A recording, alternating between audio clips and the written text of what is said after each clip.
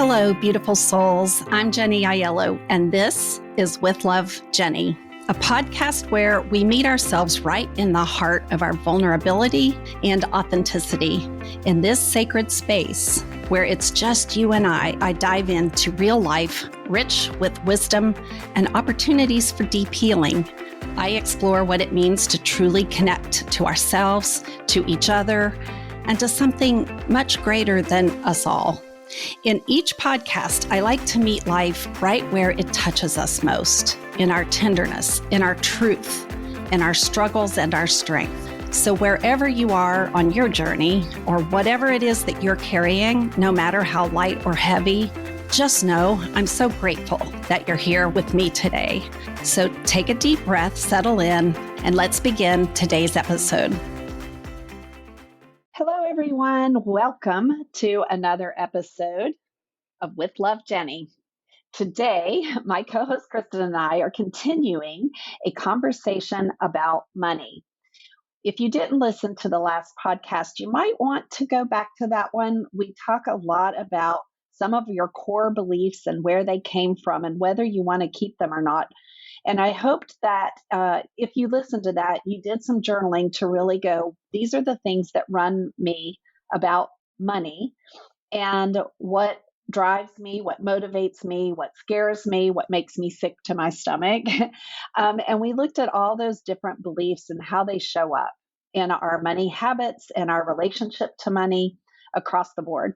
I mentioned that this training came by way of Kendall Summerhawk, who is a money guru coach. She is who I am certified through to do a money breakthrough coaching. And that includes talking about our money archetypes, which are what I call money personalities, if you're not familiar with that word archetype. And so we are going to dive into that today. What are these money archetypes? So there are 8 of them, and we want to go dive right into them. But before we do, Kristen and I talked about our last podcast as we wrapped it up. We began to think about what if somebody can't make it until their next paycheck and they've run out of money and they've got 5 more days till they get paid again.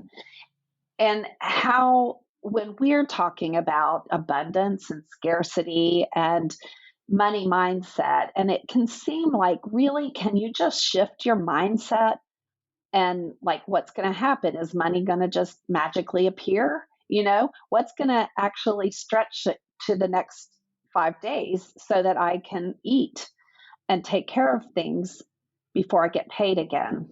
So first of all, if that's you, we want to be sensitive to that, but we want to offer you hope.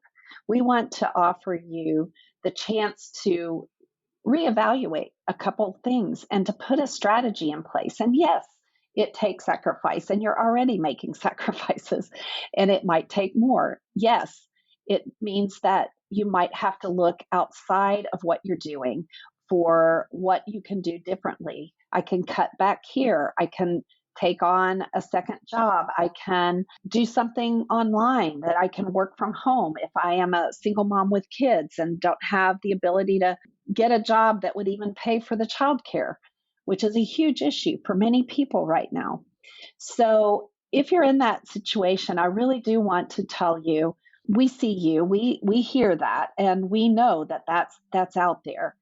And the challenges can be huge.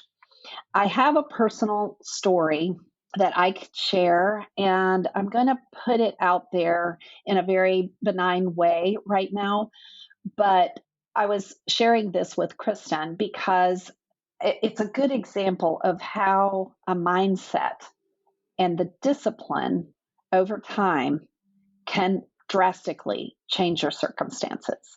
It might not happen right away, and it might mean that you really still have to stretch 5 days between paychecks with nothing to work with, but you can change that. You can change the course over time. And in another episode, I'll probably share more about this story, but it's a young couple, and they literally started with nothing. They had nothing going for them. They had debt. They had really bad credit. Their credit rating was bad. They had a lot of history that made them a little bit of a risk to take a risk and offering housing. They had, because of the bad credit, they had a risk in hiring them as employees because of their story. And so getting a job, getting a good job took a certain mindset changing for them. And they did. They both got jobs. And over 2.5 years ago, they started working in their jobs and they were good employees and they worked their way up into good positions, good salaried positions. And their jobs then said, hey, we want to keep you here. We want to offer you a salary and benefits. And they got salaries and benefits and they started saving their money. And they found somebody that gave them a chance and they moved into their first little tiny place to live. And then they had a baby. They got married. They had a baby in that period of time. And now they had more expense because now they were going to have to pay for childcare, but they kept working. They kept saving. They kept managing and directing their money in healthy ways. And now, just in this early part of this year, they started looking for their very first house and became homeowners. And it came with a lot of sacrifice. This came with a lot of hard work and saving money and being disciplined and creating opportunities for themselves because they could have settled. They could have said, we've screwed up our life and this is as good as it's ever going to get, and not tried. But they didn't. They said, we are going to build a new life. And they put their efforts together and they did it.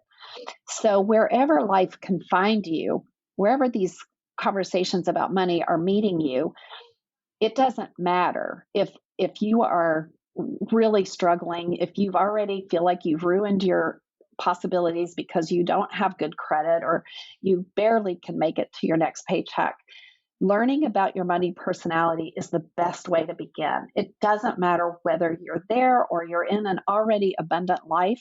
Knowing these personalities and how to build on the strengths and how to beware of the challenges they present is going to be helpful. You have to do the work. You have to take it in and you have to apply it. But once you do, it really, really will make a difference. So let's dive in to today's episode. Kristen, do you have any thoughts or things you want to share about our last episode and things maybe you thought of since we recorded that and what you want out of today's? It doesn't really relate to the story that you just told, even though I grew up in a mind frame of we're never getting out of this. This is horrible. You're never going to get the money you need to do anything. On one side of my family. On the other side of my family, it was your money goes towards the family before it goes towards you. And I've been thinking about that between both episodes. Yeah. Like, how dare you think you can spend this money when we need to be saving for college? Right. And not that that's like a huge thing, but it's in the back of my head. Like no one's saying this to me, but I'm thinking, well, how could I go on a trip over my kids' education? I'm taking away from my family if I spend it on me. How selfish. How selfish am I? So there's those root beliefs. And so it would mean, and if you all listened to the last episode, Kristen used the word sick to my stomach, I think 5 times. And so my guess would be if you did do that, where you spent something on you, that it would make you sick to your stomach because it would be like taking from your children. Right. And it would be very selfish and that would be bad. And it would make you feel very, very bad, very low energy, very shame, guilt, whatever is that low frequency. And at the same time, what if you doing that makes you more abundant? Like, what if that makes you more fun and more loving and more present in their lives? And they like seeing you be able to be happy and healthy and strong. And it gives them permission to say, I get to take care of myself too. It's okay for us to invest in ourselves because I know I have been taught that it's selfish to take care of myself. That's a big, big process that as I continue to work through, allowing myself to be nurtured, to not neglect my own needs. So that belief that you came upon of the money goes to the family first, and I come last, or I come next, or whatever is after that, is an important awareness for how you do money. Yeah. So, yeah, good thoughts. All right, let's dive in to our money archetypes. As I said, there's 8. Now, if you're in our Patreon membership, it's called the Blessing Room. If you're in there, you will have already gotten it's a questionnaire. It's a thing that you go through and you have to rank on a scale of 1 to 10. Oh, it's a lot. There's a lot in there, and you have to go through and you have to do math because you have to add up all your columns. And in last episode's Blessing Room, I took you through that process, and you come up with what is your personality. It tells you what's your main number one money personality, money archetype. Again, this comes from Kendall Summerhawk, who is the money guru coach, and I am a certified money coach through her program. So I can share this with you. And if you didn't do that already, I really highly recommend that you run over and join our membership so you get the actual questionnaire and in your personality. But if you didn't, you can listen to these and maybe you'll be able to discern for yourself which one do you think you are. So we're going to dive in.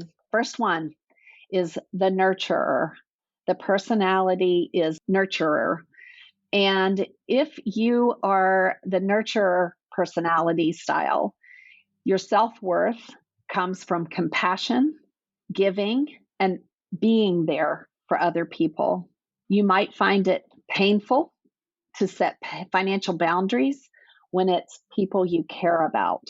So if you have kids and you care about them and they needed something, but it meant sacrificing on your part, you won't think twice about it. You will step over your own financial boundaries to take care of them.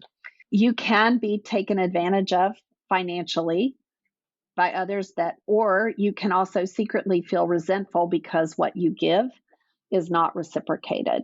So sometimes if you nurture with your money, it can feel resentful when it's not. It doesn't mean it's reciprocated by someone giving money back, but maybe their care or their attention or their respect. It's like there can be a hook. So that can show up. If that shows up for you, this might be in your top 3, if not top 1. If you had to ask for what you're worth, it would require every ounce of courage you possess. Having to ask for what you're worth. If somebody says, how much could I pay you for that? And it's involving you, what you do, it might be very hard for you to tell them. It might be an answer like, whatever you think it's worth. That could be an answer you would say. You tend to create emotionally entangled, dependent financial relationships, which unconsciously disable the people that you're actually trying to help. So if in that nurturing way you're helping others, they can become dependent, and then they don't like that because now they feel like you own them. And that's not empowering for either one of you. So those are a few of the qualities. There's more, and we'll talk about that, but I want to move on to the next one. And then we're going to circle back and talk about strengths and challenges and gifts. So this one is the Maverick. The Maverick is someone that gets attached to get rich opportunities. They're willing to take financial risk in exchange for potential big win. So gambling, investing in a business or something that you think, oh, this is going to hit it big. They're always going for the big win. You are happy to stand out from the crowd. You have courage and tenacity when it comes to generating income. You like being rebellious and showing people what you're made of. You usually don't cave in the opinion of others because Mavericks always have people watching them like, man, you're taking a big risk. And they don't cave. They're like, yep, I am. It makes me stand out from the crowd, right? Like that's how they approach it. They're proud of their difference. And you're always looking to gain, how can I get a financial advantage in this deal? You pay great attention to the up and down side of your numbers, and you are often drawn to becoming the hero for the underdog, modeling for them, look what's possible. So that's the Maverick. It's funny. The first one's very feminine, and the second one sounds very masculine. Masculine, I yeah. can only see a guy being the Maverick. It's funny. And I actually know a Maverick who's a female, but very dominant, very big personality. So, okay, the next one is the Alchemist. The Alchemist finds it easy to empower others to believe in themselves. They're talented at attracting money in unusual ways. They believe there is an unfair balance of wealth in the world. They are attracted to unconventional and alternative ways of making money, so maybe not in a traditional 9 to 5 job. They care more about social justice and leading a movement than they do about making money. They often feel a love-hate relationship with money, and they can find themselves relying on others for financial support and inwardly feel vulnerable or insecure about their ability to create income. So that's the Alchemist. Okay, next up is the Celebrity. Celebrity is you if you value money as a tool to achieve the status, the image, and the recognition you desire. It's you if you have no problem spending money to enhance your image, including designer brands, hip clothing, entertaining, and plenty of bling. That's where all that money would go. You love to stand out in the crowd and impress people. You likely didn't receive the approval or unconditional love or positive opinion from people important to you as a child, so that goes into some of the childhood woundedness. You often have a charismatic and very magnetic personality. You love recognition, especially if it's recognition for being generous. You often project an image of wealth and success that might not match your bank account. So you might be looking all like, man, that guy's arrived driving the fancy car, the super expensive watch. But behind the scenes, there could be a great big debt and, a lot of not living within your means going on. Let's see, your business can include a lot of visibility, celebrity, or making a big impression. And you feel that by showing people your wealth, you'll protect yourself from the negative opinions of judgment. That's interesting because I know somebody that fits that bill. Yeah, it starts to get interesting, doesn't it? And if you're listening to this, it's fun for you to just take notes with each topic and then go back, like people in your circle or in your sphere or in your household or friendships. And what would you say? I think that's what they are. And you start to get not just about you, but about them, because it helps you understand them, right? It helps you to go, okay, so that's why that's important to them. Everybody forms this personality for a reason. And it's not up to us to judge. Celebrity isn't my thing. I struggle being visible. I'm so much better behind the scenes. And so for me, it's like I watch them with some respect, like, wow, look how well they just get up and they rock it, And for me, I'm like, oh, I make a 3-minute video and I'm terrified. So Well, it's funny. The first three that you've read, one person in my life has immediately come to mind for each of them, like a different person. So I'm wondering, like, when it finally will get to mine, will I be like, oh, that's me? we'll see. We'll find out here in a minute. I'll tell All you which one right. I think is me, and then you can tell me, yeah, Okay. that's you. All right. So the next one is called Connector. And if you are the Connector archetype, your connection to others helps you create long-term relationships that can generate income. You are happy when someone else is making financial decisions for you. You wish you didn't have to think about making or managing money. You are more likely motivated to be taken care of financially than driven to create financial independence. You avoid facing your money situation, hoping it will improve on its own. You can easily allow others to make you feel disempowered or inadequate about money. You care more about heart-to-heart connection than making money. You believe that somehow you'll always be taken care of financially. So, after hearing a lot of my money story and hearing a lot of my money beliefs and what I've shared so far, this might give you a hint of my personality. I'm just saying on the connector side. Okay. All right. Here's another one, accumulator. The accumulator is you if you tend to judge others for their money habits. You feel a great emotional connection, love, joy, and happiness about saving money. You often feel anxious, worried, or greatly reluctant about spending money. You're likely to be frugal, overthink purchases, or insist on only buying things on sale. You are careful to always live below your means. You often consider items or services a luxury that others consider commonplace. You rarely, if ever, carry debt and are amazing at saving money. And you're driven to save out of fear of being dependent or losing personal freedom. Ding, ding, ding.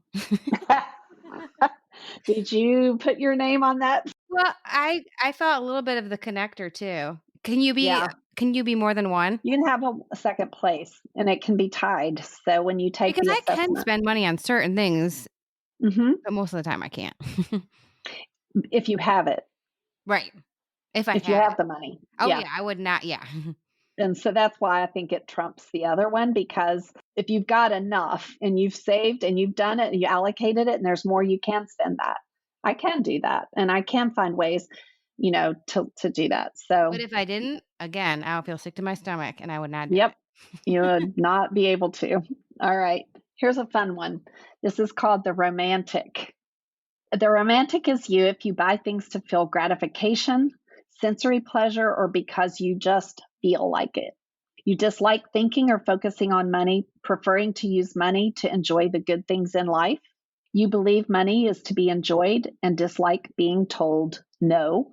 You often don't see the point in saving money, as life is to be enjoyed.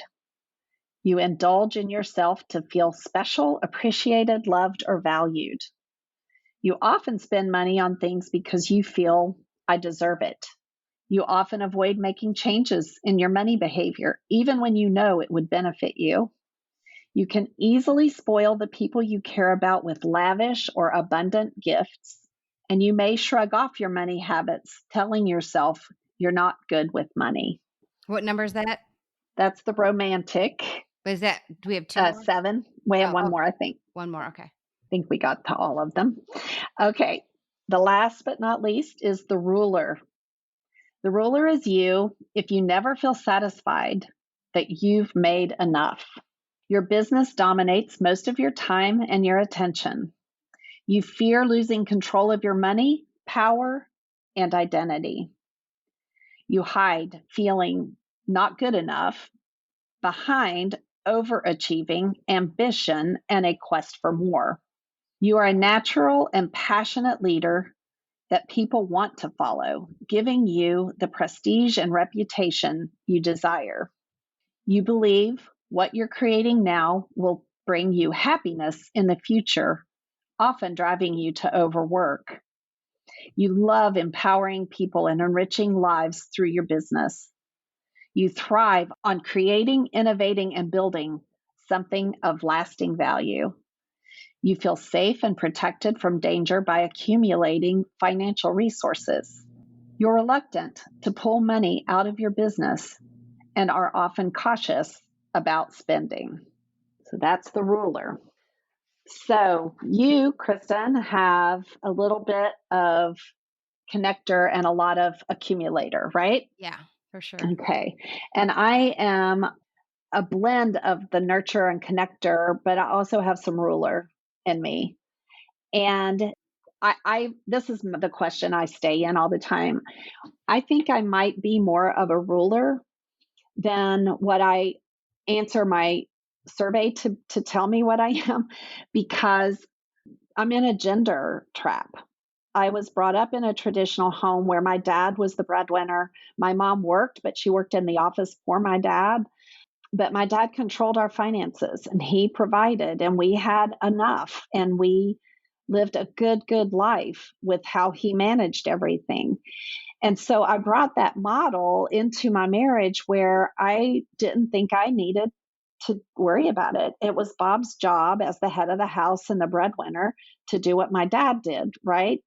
And I, as the mom and the stay at home mom for a lot of years, and now a person who does contribute, but I'm just emerging into the permission. And I mentioned this in our last episode. I didn't give myself permission to even have a career where the ruler would have a position at all. And I think that I'm more like my dad in my personality, but I'm fitting into a life where I was more like my mom. And I just didn't bring and develop those gifts into the relationship until about 10 or 12 years ago. So I think that you do have a fundamental core personality, but I think some of them might have been suppressed and it could emerge. And I think they're pliable and flexible. And I love playing with these archetypes when I'm working in the money coaching part of my business. So I want to go through them again, and we're going to talk about what are those gifts and strengths and challenges. And I don't remember the order that we went in, so I'm going to be out of order maybe. But if you are a romantic, if that's the one that you resonated with, it's somebody that really does enjoy the delicacies. They enjoy life. They enjoy beautiful things. They enjoy spending money, lavishing others with gifts. They enjoy their money, but they can be pretty irresponsible with it because they do a hands-off approach. So here are their strengths. If you resonated, like I think I might be a romantic, here's your strengths. You are luxuriant, abundant, and pleasure seeking. Those are strengths. So when you do things that are pleasurable, you align with your personality in money and in the universe. The challenges that you have is that you might engage in flamboyant spending. You might ignore or avoid anything that has to do with finance. And your spending could mask feelings of undeservingness, of being unappreciated, or feelings of being unloved. And those can present a challenge where it causes you to, be financially irresponsible is what we don't want. So enjoy that abundant thought and pleasure seeking and being in the luxury of life, but don't try to notice when that gets to be to a point of flamboyancy or irresponsible in your finances. The gift. What are the gifts that the romantic brings to others? They bring the gift of always believing there will always be more. Being generous with others is a good thing, and enjoying the things that money cannot buy. And we talked a little bit about that. Kristen and I did when we were getting ready for this episode, is that, there's so much that money doesn't have to be there for, that we can be blessed by in life, that we can do things by, having family time in the backyard playing ball, versus a big expensive outing with everybody. Both can be great, but one doesn't have to cost anything for us to be able to be together and enjoy it. So learning how to enjoy things that are just there. All right, the accumulator. So Kristen, listen up. Strengths that the accumulator have are conscientious, trustworthy, and disciplined. So those are strengths that you have, right? Yes, I'm really good at being disciplined.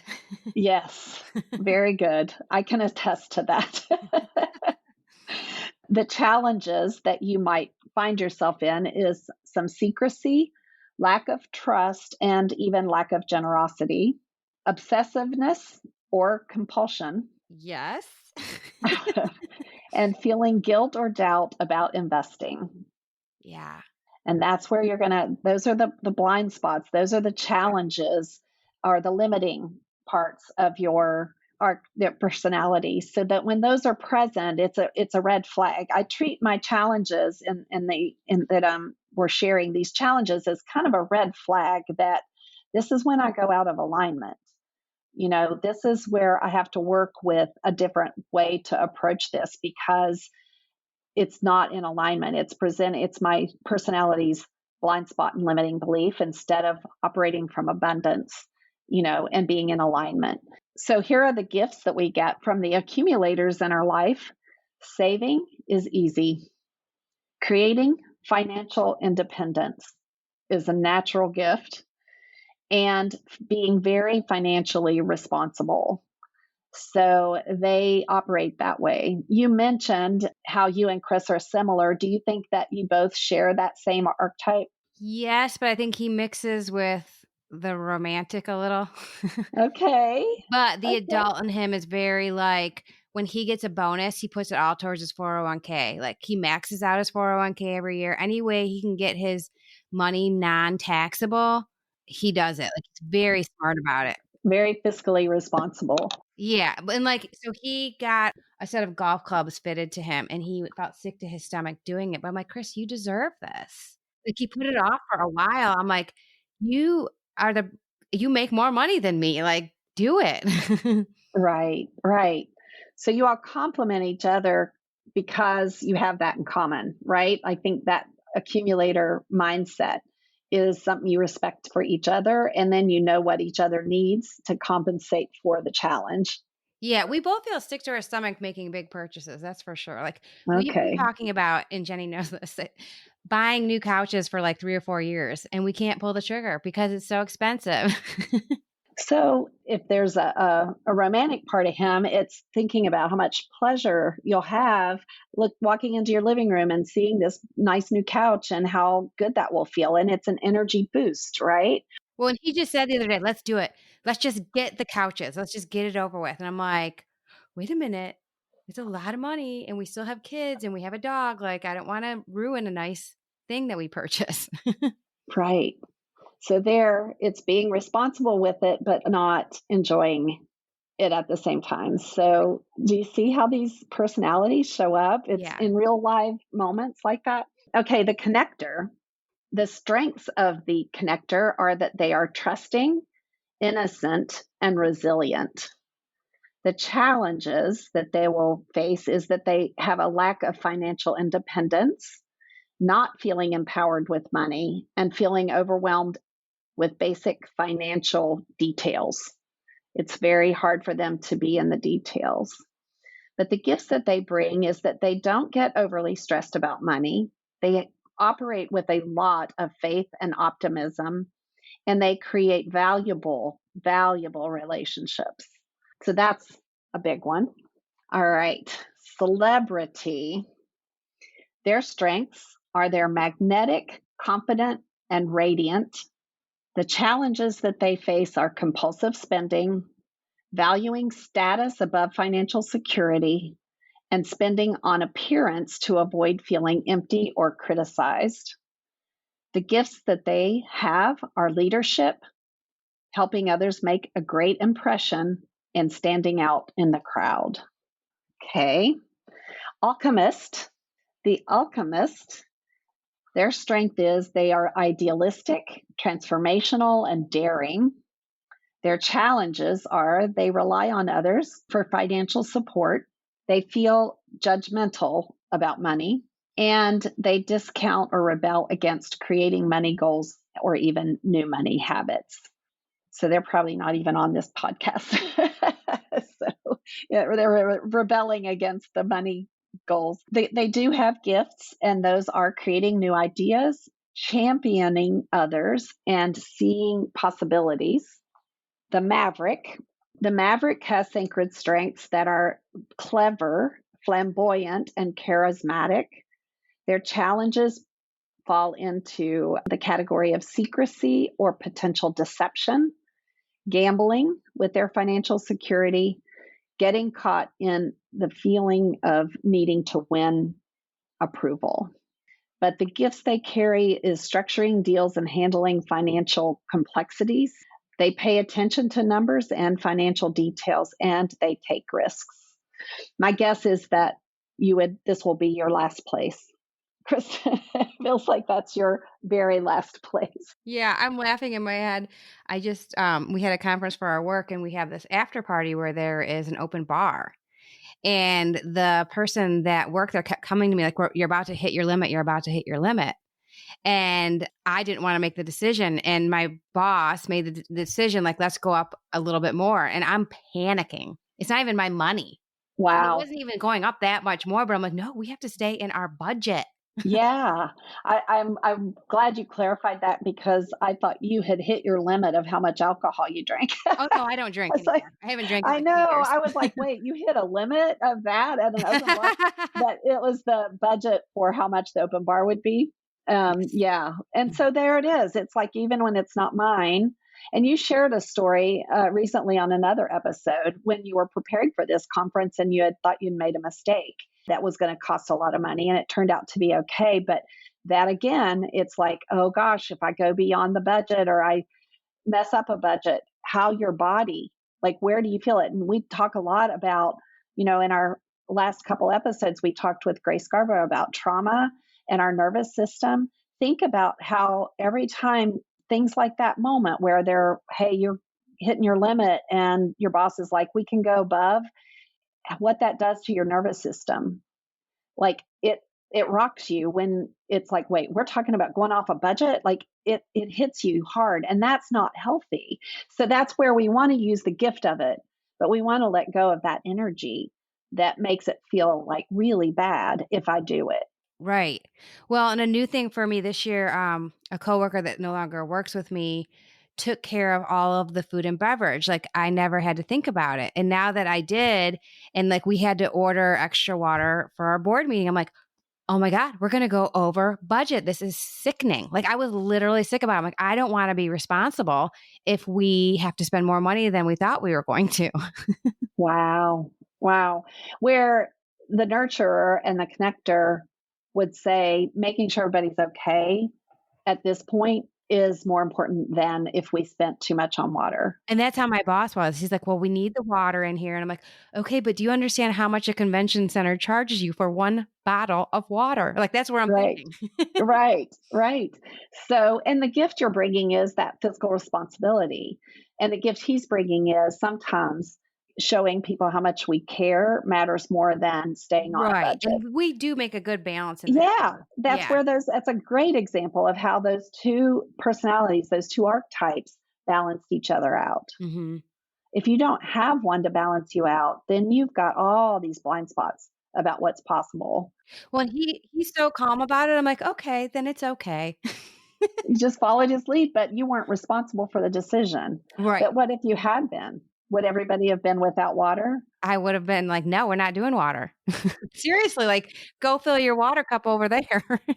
Then I would have felt very uncared for in that place. Right, right. And there were people that wanted to feel cared for. Like, where's the beverages?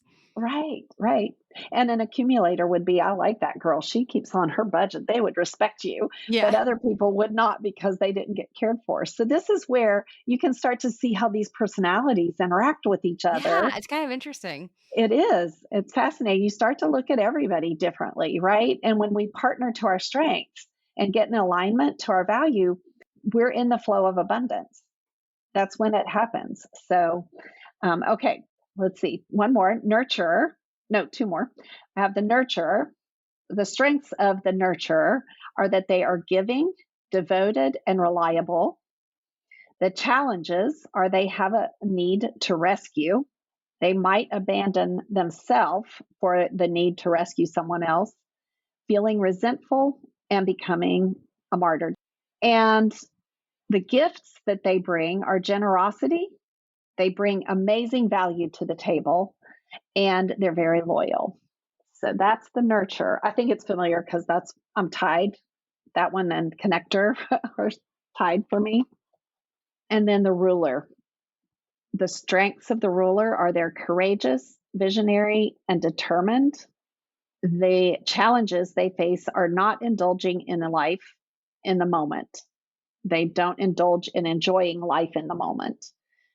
They're always chasing a moving money target and never feel there's enough, never have enough money. no matter how much they make. The gifts they bring are creating an empire where everyone thrives, innovating new and exciting growth opportunities, and being decisive and creating value. So that's the ruler. So, aren't these fun to kind of get to know and look at and talk about, like, okay, what does all this mean? So what I want is for you to look at yours. What is your money personality? And then I want to invite you to really take the gifts and say, am I living into the fullness of the gifts that I am here to bring? Am I fully bringing myself into alignment with the gifts of this money personality? And how and when and where specifically do you see those showing up? I have a question because I'm thinking about like, oh my gosh, I'm losing the terminology of it. But like, if you're a certain number, that's your personality. Can people evolve into a different archetype, or are they always that archetype? That's a really good question. I think that at our core, we probably have settled on one that I would say is our primary. I experienced this at a time when I was home. I would be a little bit more of that connector and nurturer in my family life. That was where that personality thrived. But when I started working and building my career and doing corporate trainings and things like that, that's when the ruler emerged. That's when that ruler started to emerge, and I noticed it. I was like, how can I be here doing all that with such confidence and stuff, but at home, I go back into a different personality in my home life. So I didn't want to be the ruler of our house and finance, like the head of the house. I didn't want that. I in my role, I wanted to be the mom who was nurturing and connecting and making things happen with my side gigs that I had as a mom. When I typed and I did a home direct sales business for a long time, those checks that came in were the way I nurtured my family. I used those to take us to the state fair without having to be on a budget for how many times they could ride the rides. I wanted to buy a new TV, or a game set for the kids to play. Like I used it to lavish my kids with experiences and fun and things that went outside what our budget would allow. I never used it to pay a bill unless it was one of my own that I did for something I did for myself. But I didn't let it ever become mixed in with the budget of running our home. That was a block. That was a huge, challenging block. Like, no, my money's for fun and you have to be the responsible one. And I'm married to an accumulator, so it worked because he's like, that's That makes sense. That's why I relate to Bob. you relate to Bob. He's very much accumulator. He's very fiscally responsible, but at the same time, he didn't know how to manage it. He knows how to make it and he knows how to like save it. But he's married to somebody who says, well, give me the savings because our kids need something. And he wasn't a ruler in that way. And so that's my dominant kind of side of my personality that would interfere with what his plan was.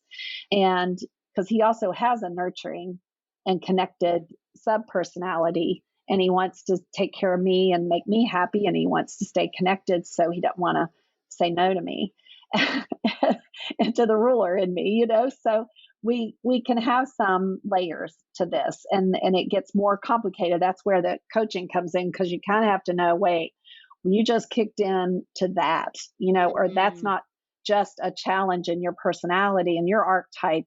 There's a sub archetype at work here. What's going on with that? And how do we play to our strength? And how do we partner with ourselves and each other to be able to not just have what we need in our security with our money, how not just to plan for our future so that we're cared for and we have what we need in the future, but how do we enjoy and bring in some of that romantic to enjoy the moment that we're in, to say it's worth a splurge to go out to eat now and then and just order whatever's on the menu, right? And do a spontaneous overnight trip somewhere, or stay at a a bed and breakfast, and spend more than you ever would on a one night for a room somewhere. It's our money is to be enjoyed, not just Well, I'm chuckling because there's this saying, if you have enough money, you feel comfortable ordering guacamole or the avocado, like right, right. Yes, yes, extra on that. And the thing about it, there's so many parts to this that's intriguing, but once you go through and you recognize your strengths and you recognize, okay, that's the challenge, and I stretch myself to break out of some of my comfort zones around that challenge without giving up the gifts that I am, right? I align to my gifts. I don't succumb to the challenges that this personality presents, but I play into the strengths instead, then I will align myself into a higher frequency. It's like a money thermostat. We all have a money thermostat too, which is connected to our self worth. And what is that money thermostat? And if my money thermostat is below what is comfortable, and I'm freezing, I'm running out of money before my next check, you've got to heat it up. You've got to say, how do I use my strengths and my gifts to increase my revenue here? How can I find ways to add to this to warm up to my way of living? so what I'm hearing is to be in alignment with your relationship with money, not to how to have a lot of money.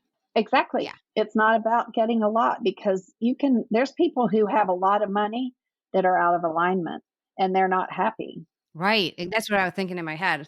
Yeah. Yeah. So the goal, one, is to feel happy and content and peaceful and abundant, be abundantly blessed in all aspects of your life. And there's some people will only work and they ruin relationships because they aren't relational at all. They're just in a relationship with security. And Mm. so all they do is drive themselves and work hard, and their challenge is, I got to stop and nurture and connect and know that I can enjoy life. I can exhale now and then. I don't have to keep pushing and driving myself for more, because the more I make, the more I need. The more I need, the more I have to work. And the more kicks in. And pretty soon they're miserable. And their families are like, we don't even see him Well, and I or was her. thinking too, at the end of the last podcast, you said how you spend your money is how you do life. Could you give an example of that? Like, so people can really understand the correlation of like a certain archetype of how they spend money, but this is how they also do life in that same manner. Yeah. So if how I spend money is, if it feels good and it's going to bring a happy moment, then I'm in it. And that's an example would be, well, I have an example. It is a lot. Bob's ancestral heritage goes back to Italy, a little town in Italy called Sarastrata. And there's stories, family stories about his grandfather, Pietro, and grandmother, who started in a little house there in Italy in Sarastrata, and they got married. They had started their family there. Bob's dad was the second to the last child born, but the firstborn in America. So they immigrated to America, and his dad was the first American born of their family, right? And so then he went on to have Bob, and then Bob and I got married, and we've got our kids. And ever since we've been married, we've talked about going back to that little town in Italy. And it's 38 years we've talked about it and never done it. And it's on my bucket list. I have it right here in front of me. I've got my big bucket list on my board in my office. And we just put that as that's one of the things that we want to do, is go on that trip.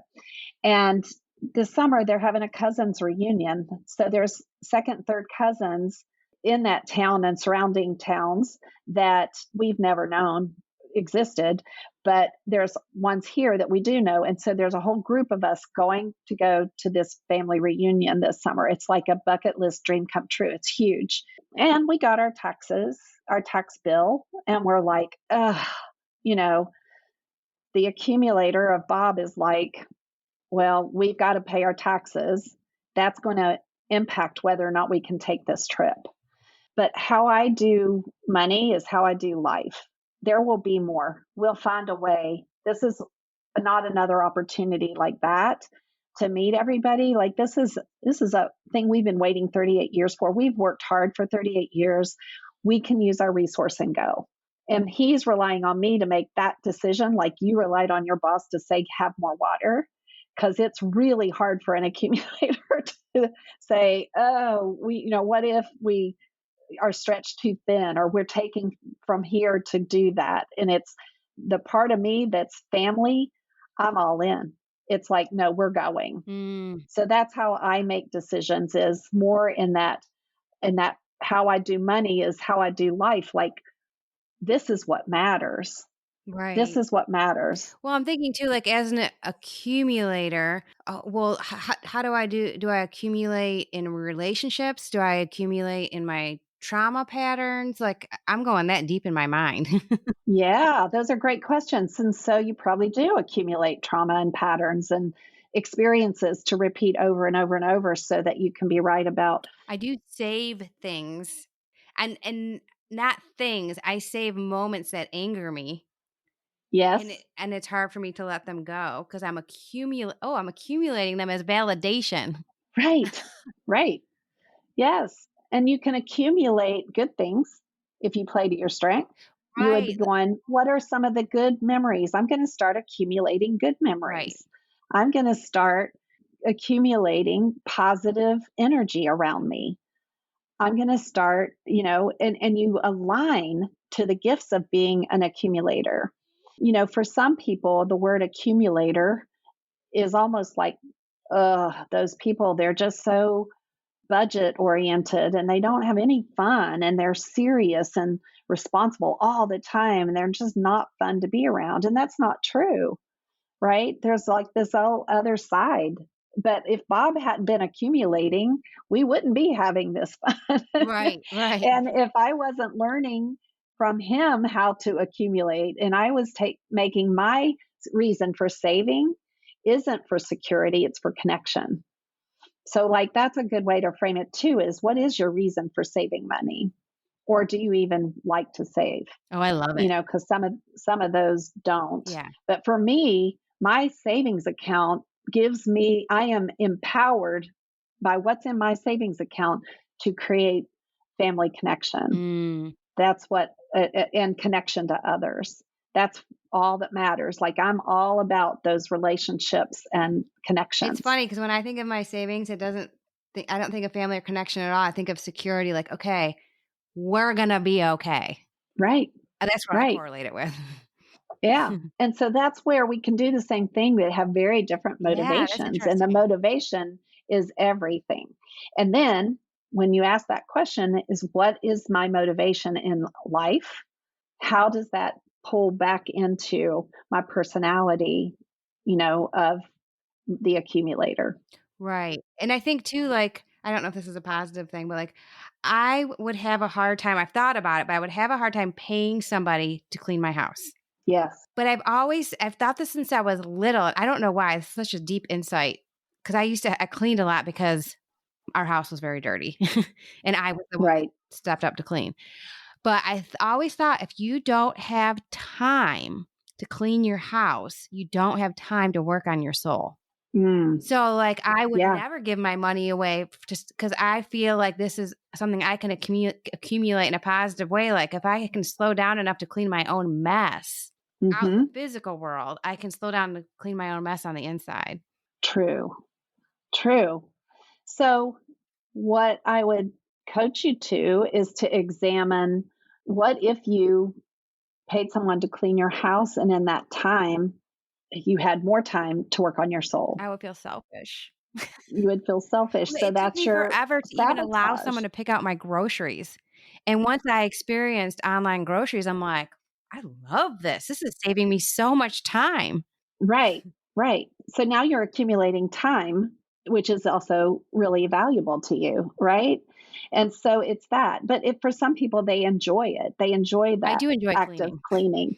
And so then it's like, that's while I'm cleaning, it is feeling like I'm internalizing. It's a growth opportunity for me to be in my head and be in my heart and sort of clean up stuff. That, what am I holding on to, if you're using it that way? Sometimes it's I'm not thinking for a change. Mm, I mean, I'm out of my head and I'm just in the moment and I'm enjoying how good it feels after the vacuum lines are all on the floor.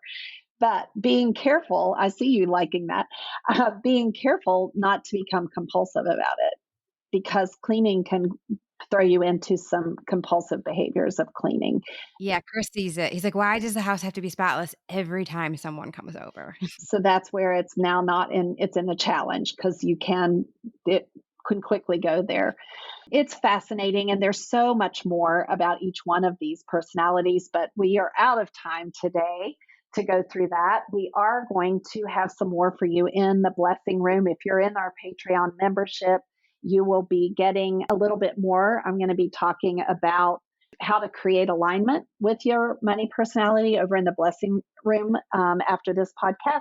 So if you didn't already join, you can. And when you get there, you'll be able to download and print off your money personality questionnaire that takes you through a series of questions and helps you determine what is your first place. It's also an interesting thing to look at what's in last place. And I like looking at what your last place is, because that shows a lot of growth potential in an area that's been like probably just nil. It's probably so dead last that you don't enter any of that. And sometimes those are people we secretly admire. And I wish I could be more celebrity, right? And so I go look at that and see, well, how can I take some of that and blend it and align with me, not abandoning, but bring that forward in a successful way. Yeah, I wish I could be more Maverick, because I've seen people take risks, but I'm like, "Oh, no, I don't even like putting my money into my 401k because I feel like I'm taking a risk, and you see the stock market go up and down, and it just makes me so mad." I'm like, "I just wanna hold on to my own money." Right, right. So looking for ways to be more maverick Yeah. without, Or like, I just wanna hold on to my own safety, like, if I'm thinking about how I do life. which means how trusting are you of life itself? Exactly. Yeah. See how it goes deep so Yeah. fast, right? So we'd started in the last podcast. I opened with a question that we had from our listeners that's just, how do we uncover these beliefs if they're actually hidden and we don't know where to look, right? And so diving into our money personalities, doing some coaching around money and how money personality does life, it really does flesh out a lot of them. We've shared with you, and Kristen's been great about sharing what's showing up for her in those hidden beliefs, like, oh, now I'm recognizing this and now I'm recognizing that. And it's a real treasure hunt when you get in there. And then knowing what to do with it once you find them. Do I keep doing it that way, or do I not? And do I just keep making myself sick to my stomach until I'm just worn out with it? I would say no, we don't want to make you sick to your stomach, but we do want to work on healing whatever that is, because it's actually not the way that we're supposed to live, where the thought of sharing and the flow of money, you have to have one hand open to receive and another hand full of money to give. That's what creates the flow. And the minute you hold on to it with both fists, you're closed from the flow. And that's when you say, I'm just trusting myself. I'm not going to trust the universe. I've got what I've got, and I'm going to take care of what I got, and I'm not going to go outside the bounds of that.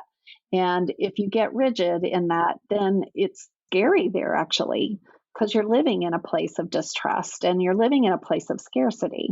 So you want to be able to get more nuanced and flexible, but not compromise and get out of alignment with your gifts, which is, it's good. I'm going to still save my money. I'm still going to do that, but maybe I'm going to be a little bit more relaxed and go buy a couch and enjoy it, Mhm. because that's what it's there for. It's there for, but if we're so afraid that we won't be secure later, that we can't live in our present moment, then we're missing our life. And nobody dies and says on their tombstone, I wished I had worked more. Right. You know, that's not what we leave the earth thinking. Most people don't. So it's where our heart emerges. I wish I would have spent a little more time enjoying life. Or the romantics among us and the celebrities among us and the rulers among us, I think, are out there actually enjoying life. And they might wish that they had planned a little better while they enjoyed it. So there's always the gifts and there's always the challenge and there's always the strengths, and we just have to know what they are. So I hope today's episode with you guys has been enlightening and thought provoking and soul searching and informative. We would love to hear from you. And if you feel like this is something that's going to be helpful to someone in your life, please do share our podcast and rate our podcast where you're listening to this, because that helps us so much. And we do really appreciate all of you being here with us. So go forward, enjoy your money personality, and enjoy it with love. Take care. Thank you so much for being here with me today. I hope you found a spark of wisdom to carry with you, and maybe even a deeper invitation to heal and grow and transform through your own beautiful story. Or maybe this episode made you think of someone who could use encouragement. And if so, I hope you will share it with them. If you'd like to learn more about working with me or attending one of my healing retreats, coaching programs, and other offerings, you can visit my website at jennyaiello.com or email me directly at jenny@jaiello.com. You'll find all the links in the show notes. If today's episode touched you, it would mean the world if you would leave a review or share it with someone who might need it, or just reach out and let me know how it landed for you. I'd love to hear from you. I'm building something special here. Real stories, real life, real connection. One episode, one heart, and one story at a time. As always, with love. Oh, and this is the legal message, but mostly a message from my heart, and I just need to share this with you right now. Please know this podcast is offered solely for educational and entertainment purposes. If you find yourself triggered due to anything that was shared in this podcast, please seek professional help. This podcast is not intended to be a substitute for mental health services. While I am a professional life coach, I am not a psychotherapist, nor am I a mental health clinician. So if you are struggling emotionally, please seek help, because you matter, you are important, and most of all, you are worthy of doing this work, the work that leads you to a better and healthier place. Okay? All right. Thank you. And please always make enough time to take care of yourself, and do so with love.